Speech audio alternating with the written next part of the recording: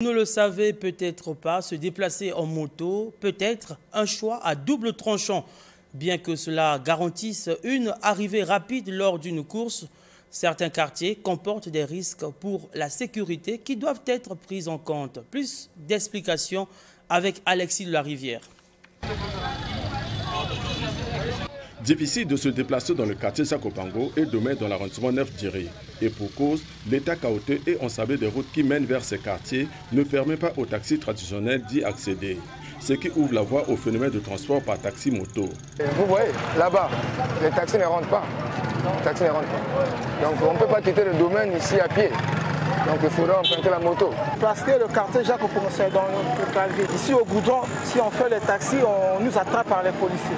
Dans ces quartiers densément peuplés et où les options de transport sont limitées, les services de taxi-moto sont donc cruciaux pour la mobilité des habitants de jour comme de nuit. Pour aller vite, nous sommes obligés de prendre le vélo.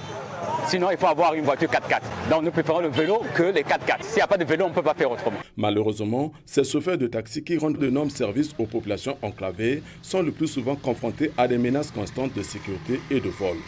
Il y a des vélos qui sont faits, c'est vrai, qui fonctionnent jusqu'à tard dans la nuit, vers les 22h, 23h, mais ils prennent des risques. Avec le phénomène de Koulouna que nous connaissons tous. Devant les actes inciviques enregistrés au quotidien, les conducteurs de taxi-moto lancent un appel au pouvoir public.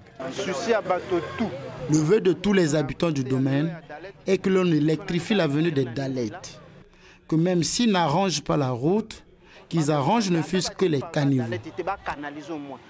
Malgré l'insécurité dont sont victimes les conducteurs de taxi-moto dans ces quartiers enclavés, force est de reconnaître que les taxi-motos contribuent significativement à améliorer la vie et la qualité de vie des résidents des quartiers enclavés.